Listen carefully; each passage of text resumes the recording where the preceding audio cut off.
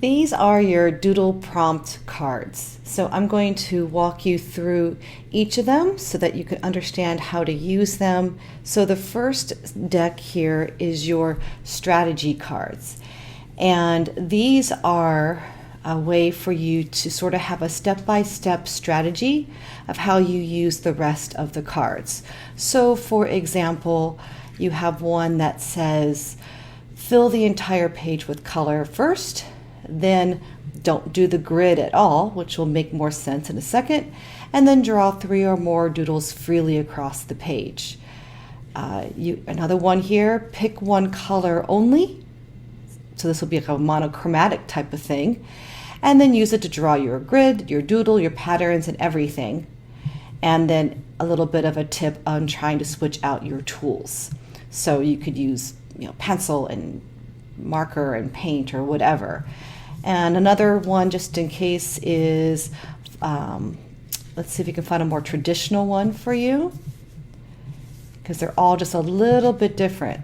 So this one is to draw a small grid, and when we say grid, that's going to be in here. Fill them with 3 or more doodles and then add the color. And so that is your doodle strategy deck. The next deck is the grid deck. So whenever you hear the word grid, you would pull up this deck here, and it is different ways to break up the page. And so for example, you see here blob zones, and this would be drawing 3 to 5 large organic shapes on the page. Classic grid, just like it sounds, just a simple classic grid. So there's a whole bunch in here. These two decks are mood decks. So the first one here are prompts to select a mood for your page. Bold, tell a story, magical. The other are color themes to either support the mood prompt, or you can skip that and just go straight to a color to inspire the mood of the page. So you can use them both or just one or the other. Then we get into the doodles. You have 4 decks that are your doodles. And when I work with them, I take all 4 and shuffle them together so that everything is truly random, but you can choose to just use one deck at a time or however you want to do it. So these are your geometric cards. So you'll see doodles that really do an interesting job of creating a very geometric pattern. So these are very interesting with a classic grid, but can also give you some really unexpected, delightful results in a wonky type of grid as well. So those are your geometric. They have a very geometric feel about them. Then you have your organic doodles, and these are going to be things like petals, leaves, bubbles, things that have like softer edges about them and have just very organic like shapes.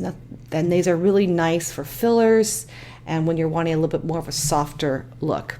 Then you have your line prompts, and this is exactly what it sounds like. You have line prompts, so you can do zigzags, straight lines, etc. And these are also really nice for fillers.